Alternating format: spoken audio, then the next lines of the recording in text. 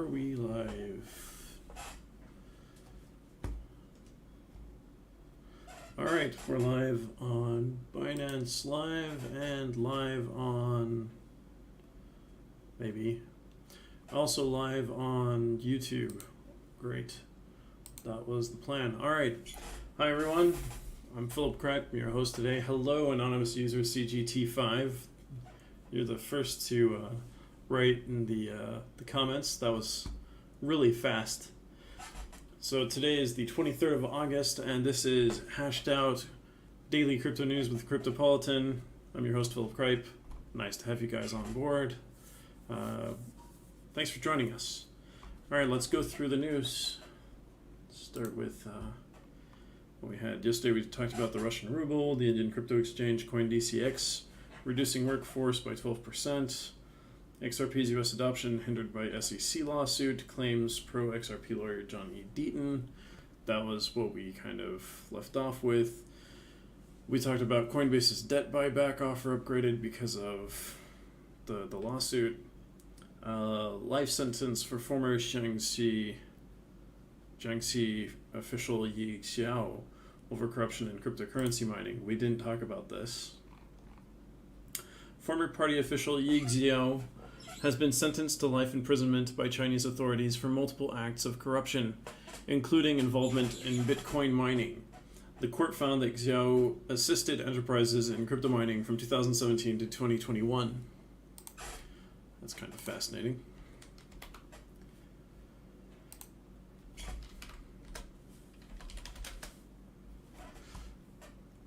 That's insane.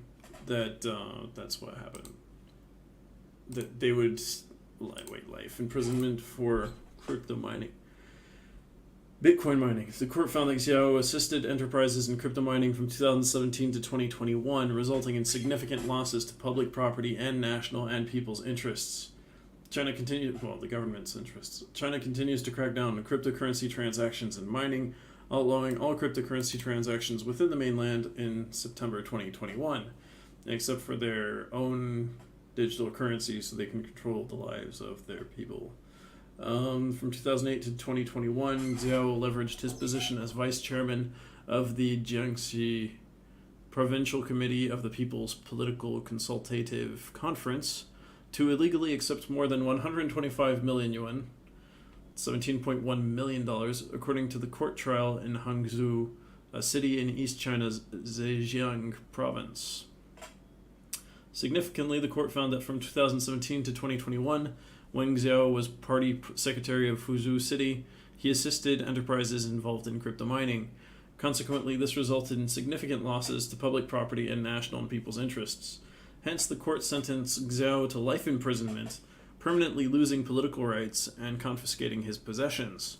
This decision comes as China continues to crack down on cryptocurrency transactions and mining within the mainland, because that's legal in Hong Kong. Not sure about Macau.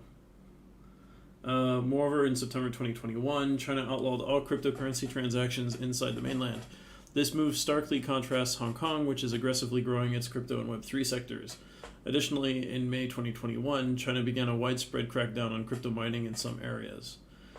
Besides Xiao's case, Shenzhen Kongyun Technology, one of China's major Filecoin mining enterprises, was reportedly in court in the Jiangxi Autonomous Region last week. The company faces allegations of its role in an $83.3 million pyramid scam. Hi, Binance user CC5CE and Binance user E3E22. Hi, guys. Where is LKLK? Alright, Phantom introduces sign-in with Solana feature, enhancing user experience and security. Phantom, a leading wallet on Solana, has launched the sign-in with Solana feature, allowing a one-click sign-in method to authenticate users, improving user experience and security. The company collaborated with Solana Labs to ensure compatibility with the Solana wallet standard, and the new feature supports standardization across the Solana ecosystem, with mobile support planned for the near future. Cool. What else is going on? Nomura's crypto custody firm Komainu wins full operating license in Dubai.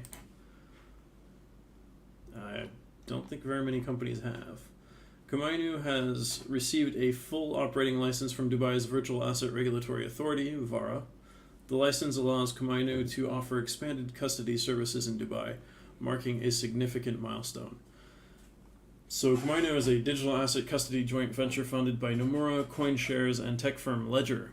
It has received a full operating license from Dubai's Virtual Asset Regulatory Authority. The significant milestone comes from after Komainu secured its minimum viable product license in the previous year, designating it as one of the initial entities to receive such authorization from VARA.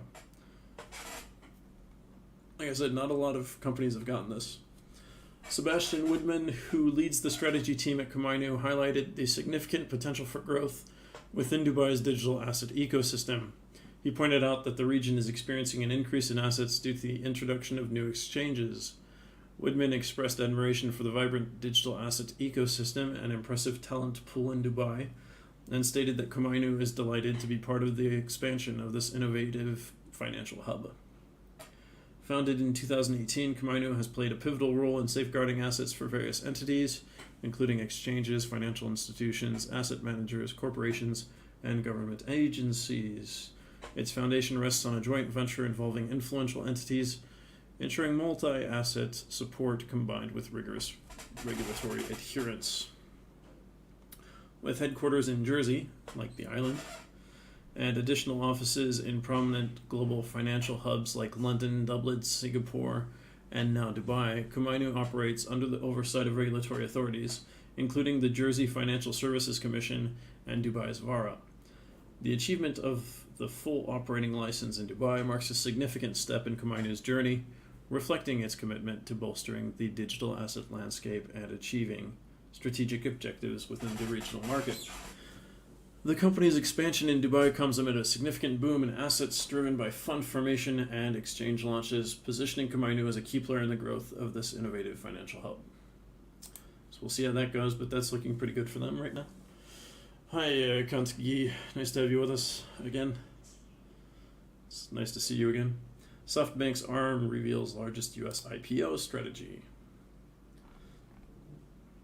SoftBank's ARM is stepping into the spotlight, laying out plans for what could be the largest U.S. initial public offering in nearly 2 years.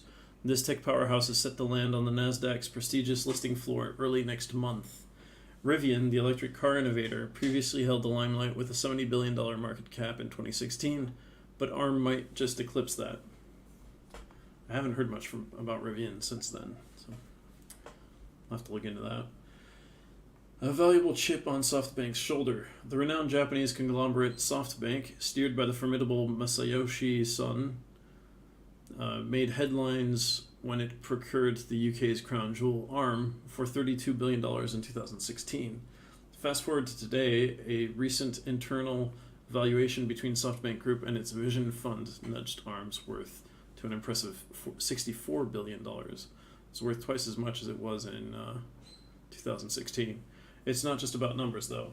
ARM's strategic dependence on China, contributing to nearly a quarter of its revenue, is both an advantage and a vulnerability in this politically charged era, especially given the Biden administration's current stance on U.S. semiconductor endeavors in China. ARM has intricately woven its designs into the DNA of the global smartphone market. Think of a smartphone and ARM is there, commanding a market share that's almost total. The company boasts that a staggering 70% of the global populace interacts with ARM-based products. Last year, chips infused with ARM's innovation captured 49% of a market, with its potential valued just north of $200 billion. Are there chinks in the ARM ore? Yet not all is rosy. Despite its monopoly, ARM is making its comeback to the public trading arena amidst a decade's most significant smartphone slump. Their revenue touching $2.7 billion up to this March shows a minor dip from the previous year. And their net profit that took a 5% tumble to land at $524 million. The intriguing part, ARM won't pocket any proceeds from this IPO. Instead, SoftBank is set to dilute its stronghold. To counterbalance this slump, ARM is diversifying, looking towards automotive and cloud computing arenas. They're not just expanding, they're amplifying the value of their intellectual property. Sun is also pushing ARM's potential in the AI domain, but challenges persist. SoftBank has been courting tech behemoths like Amazon, Intel, and Nvidia for investment in this IPO. Remember Nvidia's failed $66 billion attempt to acquire ARM last year? It adds another layer to the narrative. ARM's entanglement with China is a ticking time bomb. The intricate ownership structure, the exclusive licensing rights to giants like Alibaba and Xiaomi, and the political tension between nations make it a tightrope to walk. SoftBank's indirect 4.8% stake in ARM China, coupled with a more significant 48% stake held by a SoftBank subsidiary, makes the waters even murkier. And let's not forget the turbulent relationship with former ARM China chief Alan Wu. The filing also sheds light on ARM's internal challenges. A glaring material weakness, quote unquote, in their IT system control stands out, but the company's proactive stance to rectify it offers a sliver of hope. We'll see how this goes. BRICS Bank is really struggling with de-dollarization. I think I said that would happen a while ago. Eager to move away from the gravitational pull of the US dollar, the new development bank, founded by the BRICS nations, is shifting its strategic gears.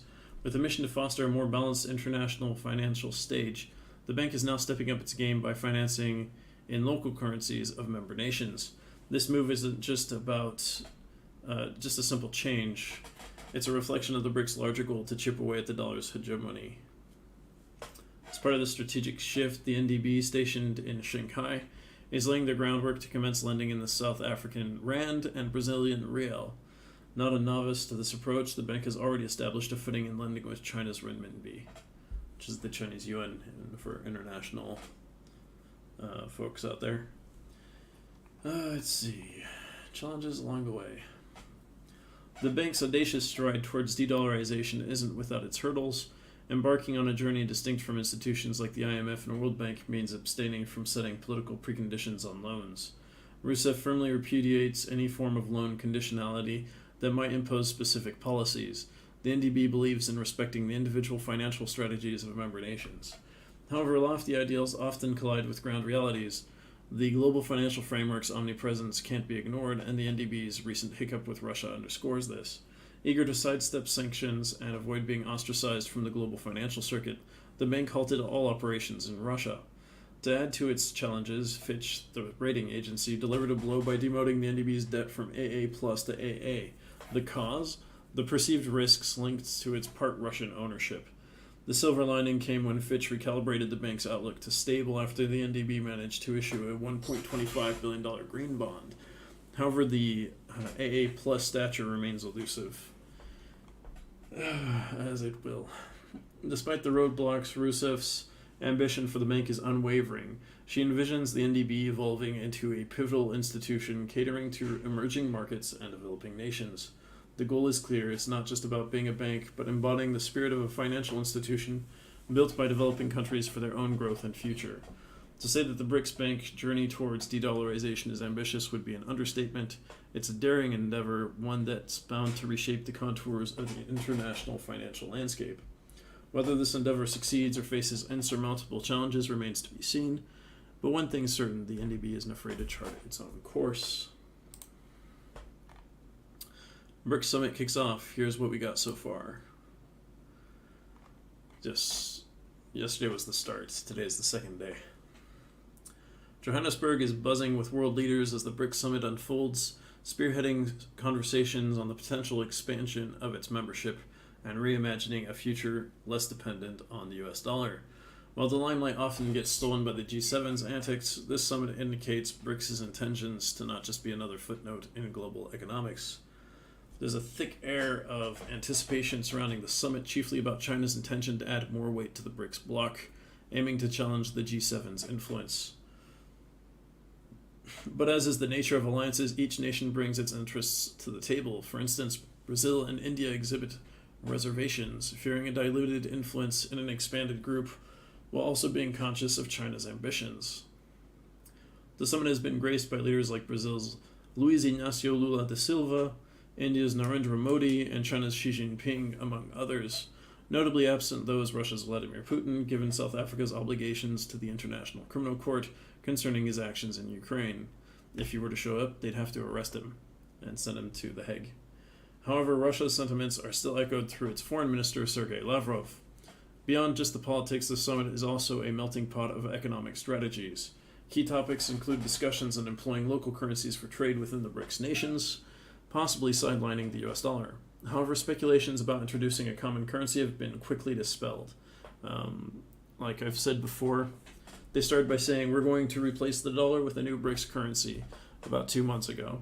Then a few weeks later, they said we're not going to replace the dollar with our own BRICS-wide currency. We're going to replace it with our own national currencies and base them all on gold. Then they moved from that to we're going to compete with the dollar with our national currencies based on the dollar. And then they've moved from that to we're going to try to make it so that we can trade our national currencies with each other easier. And that's where it's gone kind of in the last 2 months, with like a degradation of the ambition of the whole plan. So let's get to the chase. Expansion is the word on everyone's lips. China sees it as an opportunity to bolster the bloc's influence, given that the BRICS nations already encompass roughly 40% of the world's population and a quarter of its GDP. With over 40 countries expressing an interest in joining BRICS, and almost half of them taking formal steps, the aspirations are clear. But it's not all smooth sailing. Russia views potential expansion as a counter to its diplomatic setbacks due to its invasion of Ukraine. South Africa too nods in favor, while India and Brazil tread cautiously, wary of China's overshadowing influence and their roles in an enlarged alliance. The actual culmination of this expansion remains uncertain, but it's evident that the BRICS bloc is a tantalizing prospect for many nations. Despite the internal debates, the message from the BRICS summit is resounding. This is a bloc that's serious about championing the cause of the developing global south, quote unquote. Rather than being a mere counterbalance to the West, it seeks to carve out its own narrative, challenging the global order monopolized by wealthy Western nations. A global gathering with far-reaching implications. The summit isn't just about the BRICS nations, it has drawn interest far and wide. Notably, Saudi Arabia's foreign ministers attending the BRICS Plus, it's called the BRICS Plus, and the BRICS Africa Dialogue, representing Crown Prince Mohammed bin Salman. This dialogue aims to address global challenges, seeking sustainable solutions, fostering mutually beneficial partnerships in a multipolar world. Alongside bilateral discussions are expected to enhance collaboration with various participating nations. At the heart of Johannesburg's bustling financial center, Sandton, this summit isn't just another gathering of leaders. It's a testament to a changing world order, with BRICS pushing its agenda forward, albeit with the challenges and intricacies of international diplomacy. In a world where alliances are continually shifting, the BRICS summit in Johannesburg is more than a mere meeting. It's a statement, a vision, and possibly the dawn of a new global order. But as with all things, politics, only time will truly tell. So that's that article. Donald Trump promises to surrender on Thursday. Yes, I knew about that. It's about the Georgia election meddling court case. We'll see how that goes. S&P lowers the boom on U.S. banks, and it is a disaster. What does that mean exactly? S&P Global reduced credit ratings for several U.S. regional banks. Reasons: higher funding costs and commercial real estate sector issues. Hi Domino 741. Hi Kayam H. Thanks for the likes. Nice to have you with us. Hi Life N12 and 123 Arjun and Tika. And Binance user 98769. Nice to have you guys with us. Thanks for joining in. There's no denying the role of the U.S. Federal Reserve's precipitous interest rate hike in this scenario. By driving up costs linked to funding deposits, it set the alarm bells ringing over potential liquidity issues, and the S&P was clear in pinpointing this concern. Banks like Associated Bank Corp and Valley National Bank Corp find themselves in the eye of the storm, with the S&P noting their augmented reliance on brokered deposits and substantial funding risks. But that's not the end of the story. UMB Financial Corp, Comerica Bank and KeyCorp weren't spared either. Their ticket to downgrade was large-scale deposit outflows accompanied by the now ever-present heightened interest rates. KeyCorp, among those, bore an immediate brunt with a slight dip in its pre-market trading shares. It seems the S&P's discerning eye didn't just stop at downgrades. S&T Bank and River City Bank's outlooks took a hit, moving from a relatively calm stable to the more troubling negative, the cause and amplified exposure to the commercial real estate sector. For the banking sector, already staggering under the weight of crises past, think the earlier this year debacle involving the meltdown of Silicon Valley Bank and Signature Bank. This couldn't come at a worse time. That unfortunate episode resulted in a confidence nosedive and subsequent rush on deposits at several regional lending establishments. These recent rating and outlook changes spell more borrowing troubles for the sector, still trying to regain its footing. On a global scale, borrowing costs are rocketing. A testament to this is the U.S. Treasury yields reaching a 16-year pinnacle as the bond market chaos persisted into its sixth week. But wait, there's a silver lining. U.S. stock index futures experienced an uptick with the credit going to heavyweight growth stocks. Let's not get tunnel vision and think S&P is the sole harbinger of this news. Moody's joined the fray earlier this month, slashing its ratings for a whopping 10 U.S. banks. And not stopping there, it has put several others, including the likes of Bank of New York Mellon and U.S. Bancorp, on the watch list for potential downgrades. Rounding out the big three, Fitch's voice was also heard. An insider from the agency spilled the beans on CNBC, hinting that more tremors could be on the horizon. Banks like JP Morgan Chase might soon find themselves facing downgrades if the sector's current conditions slide even further downhill. To say the U.S. banking sector is navigating turbulent waters would be an understatement. From unsettling outflows to unnerving interest rates, the challenges seem to mount with each passing day, with prominent rating agencies like S&P ringing the alarm bells. It's a wake-up call that can't be ignored. The question now isn't about if these institutions can weather the storm, but how they'll adapt to this rapidly evolving fiscal landscape. Interesting. SBF to reappear in court for revised plea. Wait, is he pleading guilty now?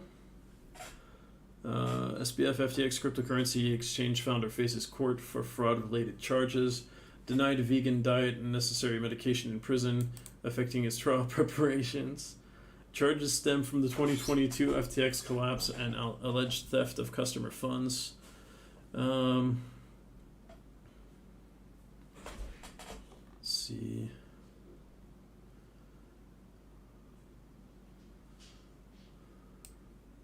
So, Bankman-Fried, at just 31 years of age, saw his empire crumble when he entered a not guilty plea at the Manhattan federal court, facing a staggering 7 criminal charges linked to a fresh indictment. The young entrepreneur's first public appearance since his bail was revoked became a topic of intense scrutiny. It was the scene where Bankman-Fried, once celebrated for his genius, was seen shackled and donning the unassuming beige garb of a detainee. While his tumultuous fall has left many in shock, further startling details have emerged. His attorney, Mark Cohen, highlighted that his client's pretrial days in Brooklyn's Metropolitan Detention Center have been far from ideal. I mean, that's kind of the goal of detention. Between facing a lack of necessary medication and being denied his vegan diet request, Bankman-Fried's preparations for the October trial seem fraught with unprecedented challenges.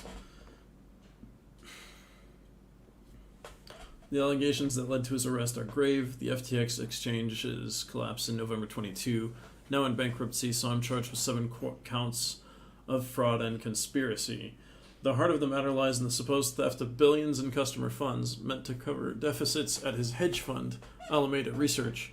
Although Bankman-Fried has admitted to gaps in FTX's risk management, he staunchly denies any wrongdoing concerning the embezzlement of funds. Interestingly, charges related to conspiring to violate U.S. campaign finance laws, which were initially part of the indictment, were dropped. This move came after the Bahamas, which had extradited Bankman-Fried in December 22, expressed concerns over the specific charge. However, prosecutors remain keen to probe into the $100 million he allegedly funneled into U.S. political causes, hinting at its possible connection to his broader fraudulent activities. At the core of his defense challenge, for example, they think he stole that money from users and used it to support political campaigns and stuff like that. At the core of his defense challenges beyond the gravity of the charges are Bankman-Fried's current living conditions, with the jail's alleged failure to provide him with Adderall for his ADHD and a suitable vegan diet. His ability to strategize his defense appears significantly compromised. Cohen emphasized the grim situation, revealing that Bankman-Fried has been reduced to consuming just bread and water in alignment with his staunch vegan principles. Good for him, I guess. U.S. Magistrate Judge Sarah Netburn, while presiding over the hearing, expressed intentions to prompt the U.S. Justice Department's Bureau of Prisons to address these concerns. Notably, the detention center has been notorious for conditions described as inhumane by public defenders. As the legal proceedings loom, another twist adds to Bankman-Fried's predicament. His disclosure of personal writings of ex-partner and Alameda's former chief executive, Caroline Ellison, to a media outlet led to his incarceration. Ellison, alongside two other ex-confidants, is now expected to stand as witnesses against him. The trial promises to be a significant one, not just for Bankman-Fried, but for the cryptocurrency industry at large. Whether justice will be served remains to be seen, but the story continues to grip onlookers with its intensity and intrigue. Elusive launches private token swap tool on Solana blockchain. Let's take a look. Hello, Kiko67. Hi, Binance user 60B, 6B. Nice to have you guys with us. And also, if you're watching us on YouTube, don't hesitate to type in the comments as well. Elusive has launched a private token swap tool on Solana, enabling secure and anonymous trading. Unlike traditional crypto mixers, Elusive uses cryptographic schemes for privacy, avoiding mixing user funds. Okay. That's interesting. So they've introduced a private token swap tool on Solana, marking a significant advancement in the field of decentralized asset trading. The tool, available through the Elusive web app, enables users to trade their assets without revealing personal information about themselves, thereby enhancing privacy and security in the crypto space. This tool's fundamental infrastructure has been in development for more than a year and now permits transfers to a range of cryptocurrency wallets, including Solana, USDC, Tether, Bonk, and Samoid coin, Samo.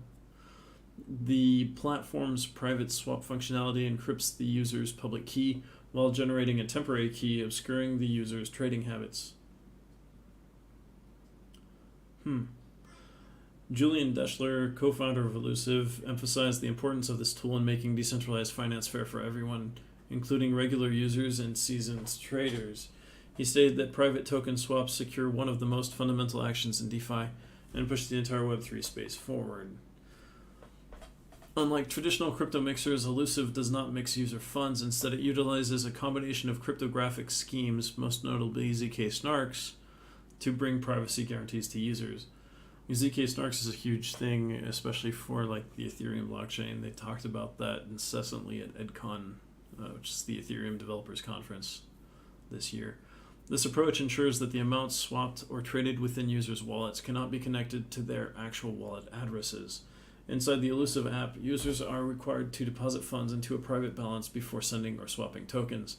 The procedure includes using a temporary key acting as a burner account, which disconnects the link between a user's public key and encrypts the source of the transactions. Anatoly Yakovenko, co-founder of Solana, praised Elusive's innovation, stating, "Elusive privacy represents the future of blockchain transactions, achieving a seamless blend of zero-knowledge privacy, efficiency, and instantaneous settlement." Elusive's launch of the private token swap tool on Solana comes at a time when privacy in crypto transactions is gaining increased attention. While mixers have been around for years, some have run into legal trouble, such as Tornado Cash, whose developer was arrested on suspicion of facilitating money laundering. Saying how many millions have been siphoned through there to hide where they came from after being stolen, I'm not sure it's on suspicion, but okay. Elusive, on the other hand, has not faced any legal hurdles and is engaged in efforts to develop fair regulation. Elusive co-founder Julian Deschler. The introduction of Elusive's private token swap tool on Solana signifies a major step towards enhancing privacy and security in decentralized asset trading. By offering a method that goes beyond traditional mixers, Elusive is paving the way for open and fair DeFi. The tool's launch also aligns with the growing trend towards self-sovereignty and data ownership in the crypto space.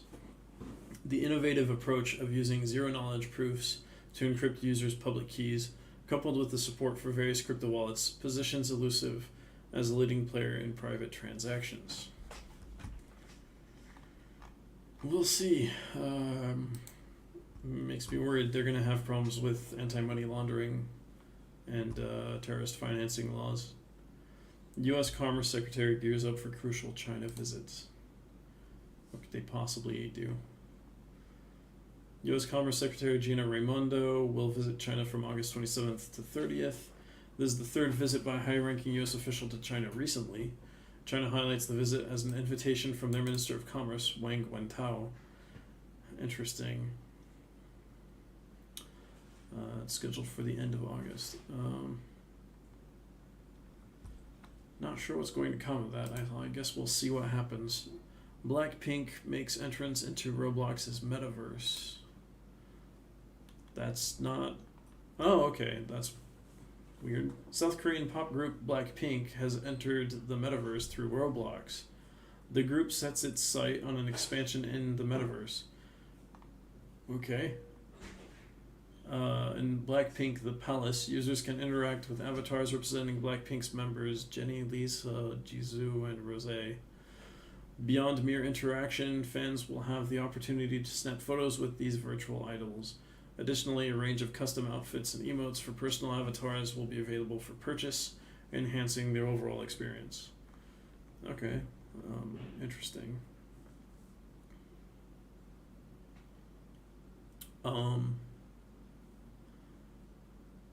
The group has joined forces with the South Korean metaverse platform Zepeto, which is poised to enter the world of non-fungible tokens through its ZTX platform on the Ethereum scaling network Arbitrum. The global rise of K-pop and its virtual presence aligns seamlessly with the metaverse trend. In the wake of the pandemic, high-profile virtual concerts featuring renowned K-pop groups like BTS and Twice garnered massive online audiences. The South Korean government's investment of $170 million in metaverse developments in 2022 further underscores the growing importance of this digital landscape. This transition to the metaverse isn't a leap for K-pop enthusiasts, with groups like aespa integrating virtual counterparts into music videos and metaverse performances. Additionally, Korean company Kakao Entertainment partnered with mobile gaming giant Netmarble to create a digital K-pop band named Mave. Employing AI technologies, Mave interacts with fans both virtually and in the physical world. The group's debut track, Pandora, achieved nearly 4 million YouTube views, emphasizing the crossroads of music, technology, and fandom. Interesting. There's a lot going on in South Korea in that respect. Coin Center proposes recommendations for crypto tax legislation. Advocacy group Coin Center has proposed recommendations for the potential crypto tax legislation, addressing privacy concerns and reporting requirements in crypto transactions. One of the proposals put forward by Coin Center is the establishment of a de minimis exemption for cryptocurrency transactions by the Internal Revenue Service. This exemption would treat digital asset transactions similarly to purchases of foreign currency, potentially encouraging the use of cryptocurrencies as a method of payment. In addition, Coin Center urged lawmakers to reconsider the application of U.S. tax law, reporting requirements for second parties in digital asset transactions. The group highlighted concerns over privacy and the burden placed on individuals who may be required to provide incomplete or non-existent information about senders of digital assets. Coin Center argued that this practice could be seen as unconstitutional under the Fourth and First Amendments. The advocacy group has recommended revising the IRS definition of a broker to explicitly exclude specific entities such as crypto miners and Lightning node operators. That's fascinating. They would narrow down the definition. So a lot there. We'll see if that takes any, if that moves anything. Terra temporarily freezes website to stop phishing scams amid security concerns. Terra froze its domain to halt phishing scams after hackers compromised the website. Terra's multi-chain wallet implemented security updates, and the community is working to revive the project.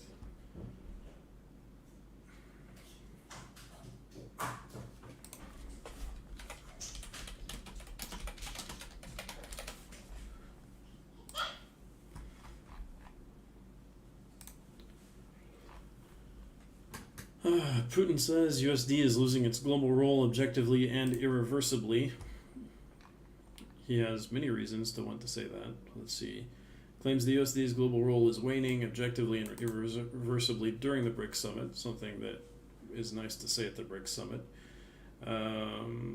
The summit discussed currency usage and potential expansion. Implications could be significant for global finance.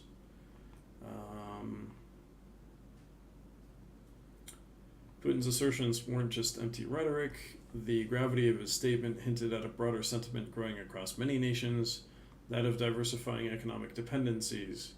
The move away from the USD is picking up pace, and this shift is neither a passing trend nor is it reversible, were his direct sentiments. Furthermore, Putin shed light on the foundation of the BRICS cooperation, emphasizing that it's built on mutual respect, equality, and shared interests.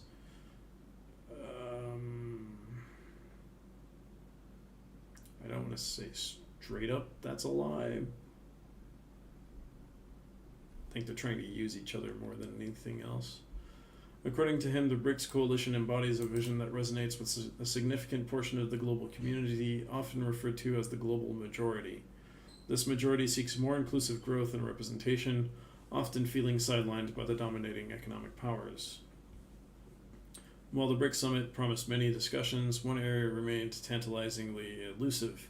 Speculations about had been rife about the bloc's potential expansion strategies. So they haven't talked about that yet. We'll see if they talk about it today. If we get news about that. SBF is living off water and bread in jail. We talked about that already. NFT insider trading, a new frontier in digital asset fraud.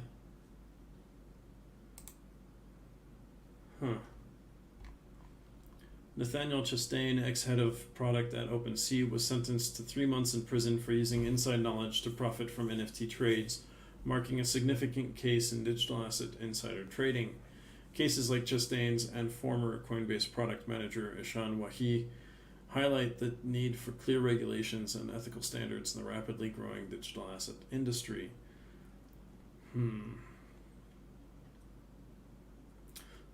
So his arrest was in June last year. It marked a significant milestone in the world of digital assets. Authorities labeled it as the first ever insider trading scheme involving digital assets. Chastain, who was responsible for deciding which NFTs would be featured prominently on OpenSea's homepage, was convicted of fraud and money laundering in May. The charges brought against him were severe, with the potential for up to 20 years in prison for each offense. So the U.S. Department of Justice and the FBI accused Chastain of making over $50,000 in illegal profits from trading NFTs. The crux of the matter was that Chastain had inside knowledge of which NFTs would be featured on OpenSea's homepage, and he used this information to buy these NFTs before they were featured, and then sell them at a higher price once they were prominently displayed. To further complicate matters, Chastain went to great lengths to hide his illicit activities. According to the Department of Justice, he created multiple digital wallets and OpenSea accounts to purchase and then quickly sell the soon-to-be-featured NFTs. However, the digital world is not as anonymous as one might think. Before his arrest, eagle-eyed Twitter users had already linked Chastain to several burner wallets. These wallets were used to funnel the Ethereum earned from the NFT sales back to Chastain's primary wallet, which notably contained a CryptoPunk NFT that Chastain used as his Twitter profile picture. Oh my gosh. Yep, that would be pretty clear as to who was doing what there. Chastain's defense team argued that the case should be dismissed on the grounds that NFTs are not securities. They contended that Chastain had leveraged information that wasn't confidential. However, the judge overseeing the case was not swayed by these arguments and allowed the case to proceed to trial. Ultimately, Chastain was sentenced to 3 months in prison and was ordered to return his ill-gotten gains. Chastain's case is not an isolated incident. The digital asset world has seen other instances of insider trading that have recently been resolved. One such case involved Ishan Wahi, a former product manager at the renowned crypto exchange Coinbase. Wahi, along with his brother and a friend, used inside information about upcoming token listings on Coinbase to profit from what is known as the Coinbase effect. This term refers to the phenomenon where the value of a digital token surges after being listed on a major exchange like Coinbase. Wahi's insider knowledge allowed him to anticipate these surges and profit from them. The DOJ charged Wahi, and he subsequently received a 2-year prison sentence on 2 counts of conspiracy to commit wire fraud. In addition to the DOJ's charges, the Securities and Exchange Commission, SEC, also claimed that Wahi had violated securities laws. These claims were settled in May after Wahi had already pleaded guilty to a scheme that netted him $1.1 million in illegal profits. Wow. Binance pays grand entry into Brazil, paving the way for cryptocurrency payments. Binance Pay, a contactless and secure cryptocurrency payment platform, has been introduced in Brazil, supporting over 70 cryptocurrencies and offering merchants flexible payment options. With global crypto adoption on the rise, Binance Pay's launch in Brazil signifies the country's commitment to innovative payment solutions and its position as a leader in the crypto revolution. Nice. World Mobile expands its reach, launches on Google Play in key markets.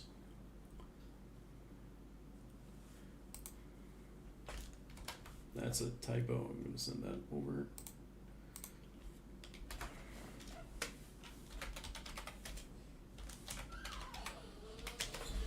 All right. So, World Mobile expands its reach by launching its app on Google Play for users in 5 key countries, aiming to bridge the connectivity divide in underserved regions. Underserved, not undeserved. Gosh, that's a bad mistake. Not the same thing. Some people might think they don't deserve to have connectivity, but I would disagree with them.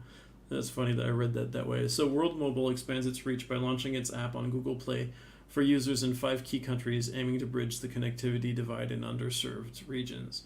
A new partnership with Singularity Net promises to revolutionize customer service on the World Mobile platform using AI and blockchain technologies. So let's see, what countries are they? This move comes as a boon for users in the United States, the United Kingdom, Australia, Canada, and Tanzania. The announcement made on August the 22nd marks a pivotal moment in the company's journey to bridge the connectivity divide. Hi, Hannibal for UK. Sharaf, Life in 12, I think I said hi to you before. Hello, Malsha user 7777.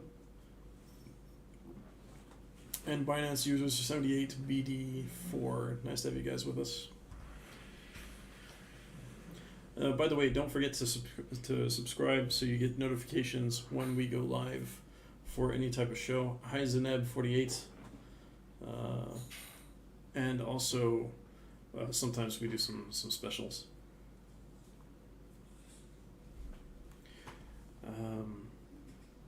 Yeah. All right. EDX Markets partners with Anchorage Digital for custody solutions and upcoming clearinghouse business.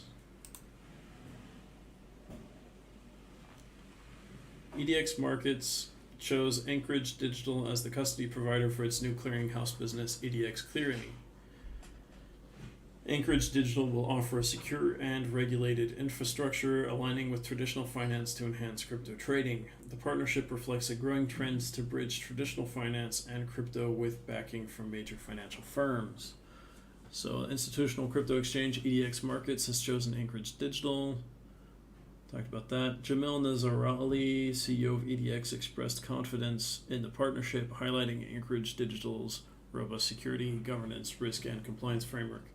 As the only federally chartered crypto bank in the U.S., Anchorage Digital was deemed the ideal partner to support EDX's goal of building a robust and compliant clearinghouse business. So what's the road ahead for these guys? EDX Markets, backed by major financial institutions such as Citadel Securities, Fidelity Digital Assets, Charles Schwab, Sequoia, Paradigm, and Virtu Financial, launched trading in June 2023. The platform offers trading in 4 crypto assets, including Bitcoin, Ether, Litecoin, and Bitcoin Cash. EDX Clearing will settle trades on EDX, providing a single settlement process to enhance capital and operational efficiency. By leveraging Anchorage Digital's secure custody infrastructure, EDX Clearing aims to give institutions peace of mind when trading on EDX. EDX recently partnered with Talos, a trading platform, to give their institutional clients wider access to more than 40 liquidity venues. The partnership between EDX Markets and Anchorage Digital marks a significant step in bridging the gap between traditional finance and the crypto world. With a valuation of over $3 billion, Anchorage Digital brings an unparalleled combination of secure custody, regulatory compliance, and platform capabilities to the table. The alliance also signals a continued effort to advance a more secure crypto market structure, reflecting a shared vision for the future of institutional crypto.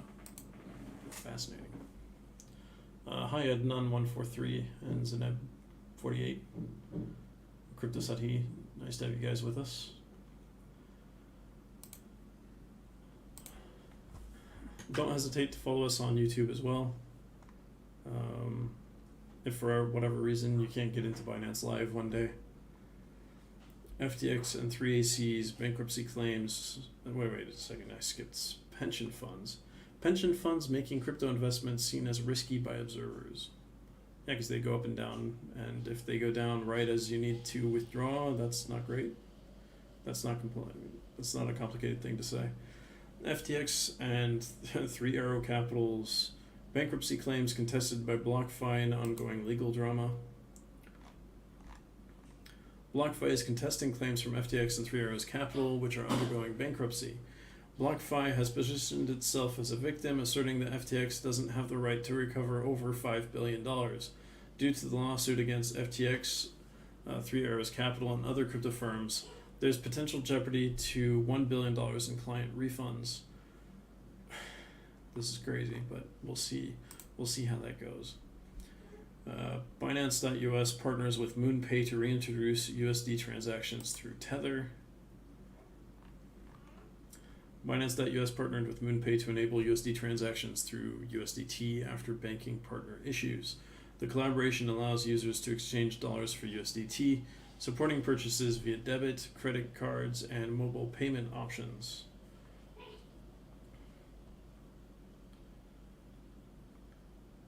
So, yeah, Apple Pay, Google Pay also work. Yeah, good for US users of Binance US. Singapore's inflation decreases to 3.8%, lowest point in over a year. Singapore experienced a further decrease in core inflation, dropping to 3.8% year on year in July, which marks the lowest point over a year. For the entirety of 2023, it is anticipated that headline inflation will average between 4.5 and 5.5%, while core inflation is expected to fall within the 3.5 to 4.5% range.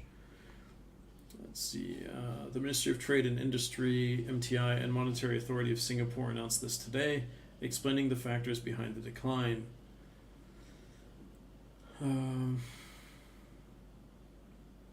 So before the current inflation decline in Singapore, the last instance of core inflation being below this level was recorded in May 2022 at 3.6%.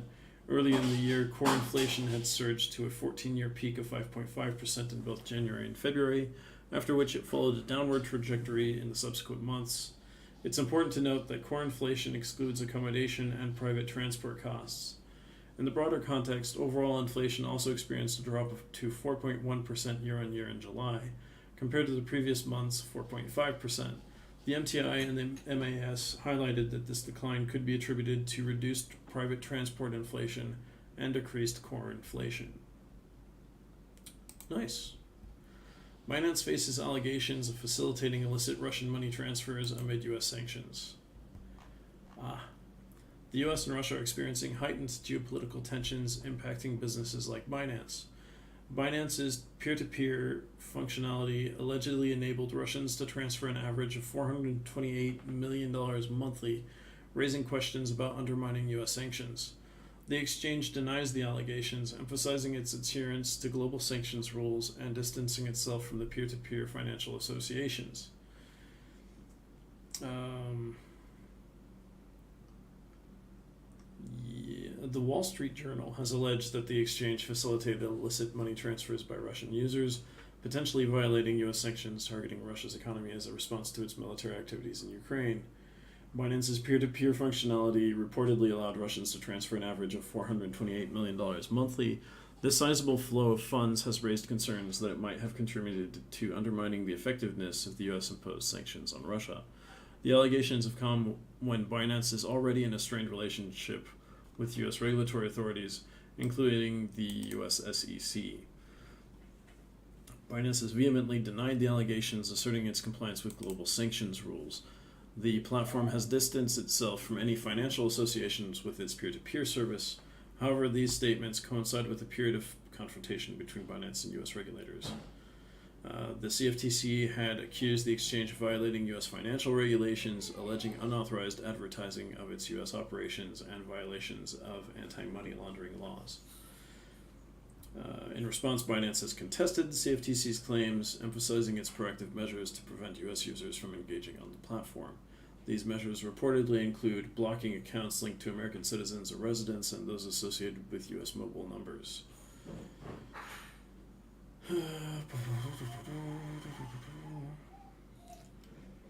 Yeah, so we'll see how that goes. Australia's CBDC, still some years away, RBA warns of uncertainty. The Reserve Bank of Australia has stated that introducing a central bank digital currency is still years away. The Reserve Bank of Australia report also raised a cautionary note, stating that certain test cases from the pilot project eliminated uncertainties surrounding the integration of CBDC. Interesting. So we'll see how that goes. In the report published today, both entities outlined that the study has highlighted various legal, regulatory, technical, and operational challenges linked to an Australian CBDC. These challenges have been deemed worthy of deeper investigation and subsequent research endeavors. So Australia is not going to have a CBDC for a while. Good to know. All right, let's check out CoinMarketCap today. See how things are going. The fear is at 34. I believe it was at 34 yesterday. Hi, Charith Disnaka. Thanks. That's nice of you. So, let's see. Bitcoin is at $26,001 right now. 25,999.24. So it's going back and forth right at the edge of the $26,000 mark. It's since yesterday it's moved down 0.01% or up 0.09% depending on what second I read the amount. So Bitcoin hasn't moved much. Ethereum is at $1,648.96 right now, down 0.30% since yesterday. BNB is up 3.38% since yesterday to $213.98. XRP is exactly at 52 cents. That's the first time I've actually read an XRP number that didn't have 4 digits. Okay, now it does. Now it doesn't. Okay, that's moving a lot too. Cardano's ADA is at 26.06 cents. Dogecoin is at 6.329 cents.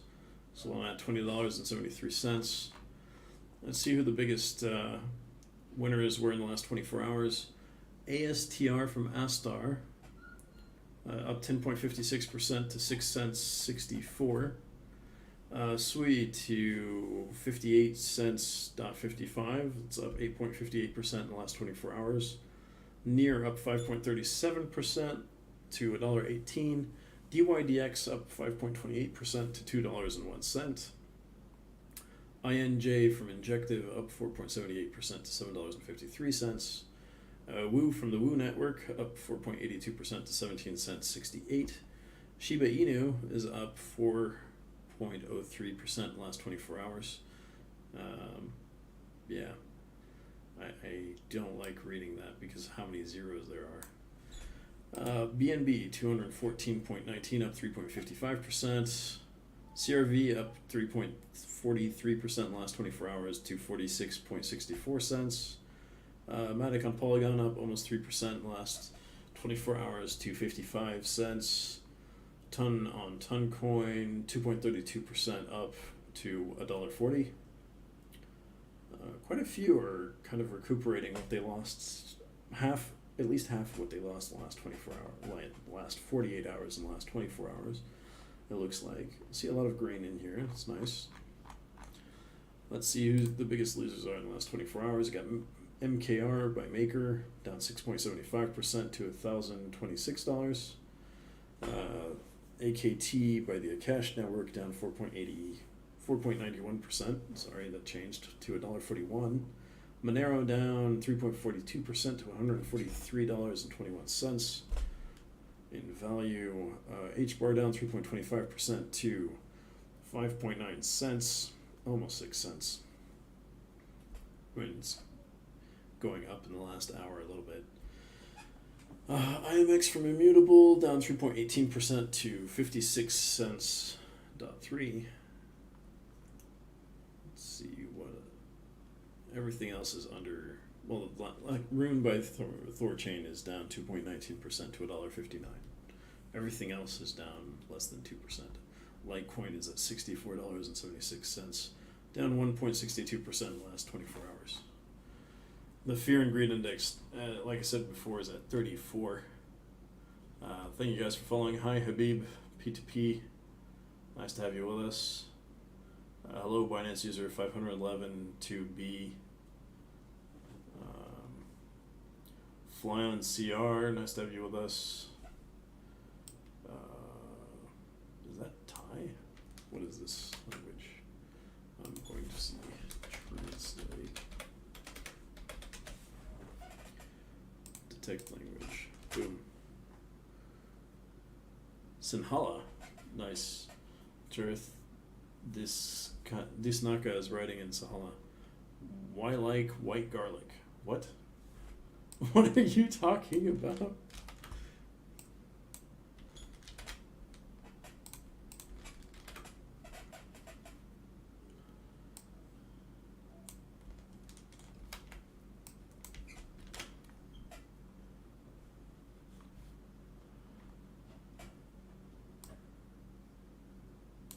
Huh. This could just be random gibberish.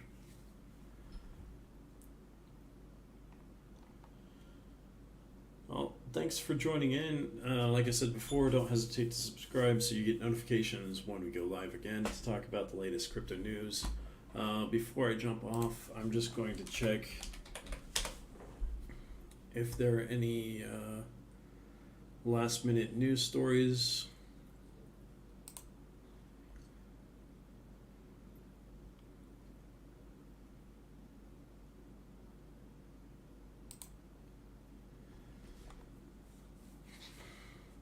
Let's see.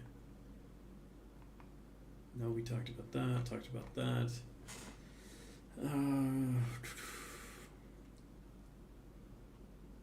No, I think that's everything. Thank you for following us today. Have a great rest of the morning, afternoon, or evening for all of you around the world. Thank you for joining. See you tomorrow at the same time to cover the same type of news. Have a great day. Like I said, don't hesitate to subscribe to get notifications. Bye.